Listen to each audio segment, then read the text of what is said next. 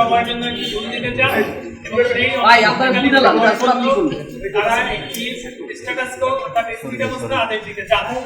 এবং আপনারাও অনেকে গতকালকে আদালতে উপস্থিত ছিলেন, অনেক বিজ্ঞ আইনজীবী ছিলেন, কিন্তু এরপরে যে একটা পরিস্থিতি তৈরি হয়েছিল সেটা আপনারা নিজেরা প্রত্যক্ষ করেছেন। সেখানে জনাব ইশরাক হোসেনের পক্ষে যে আইনজীবীরা ছিলেন তারা সেখানে তখন আদালতকে এক ধরনের আনডিউ প্রেশার দেওয়ার একটা চেষ্টা করেছেন।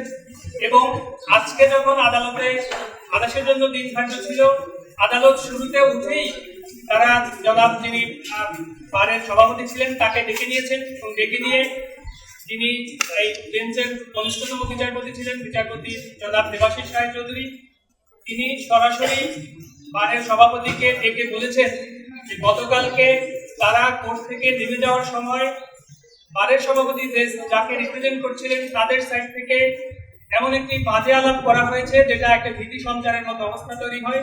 সেখানে স্পষ্ট করে বলা হয়েছে যে এই মামলায় যদি রুল দেওয়া হয় তাহলে কোর্টে আর বসতে দেব না।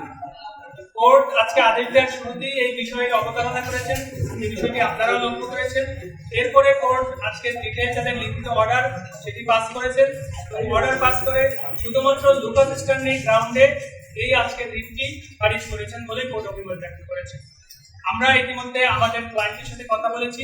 আমাদের ক্লায়েন্টের ইনস্ট্রাকশন হচ্ছে আমরা উচ্চতর আদালতে যাব, আমাদের আপিল বিভাগে আমরা আপিল ফাইল করব এবং আপিল ফাইল করা অবস্থায় যেহেতু এই বিষয়টি সাব জুডিস ম্যাটার থাকবে, এখানে স্থানীয় সরকার মন্ত্রণালয়ে শপথ করানোর আইনগত কোনো সুযোগ থাকবে।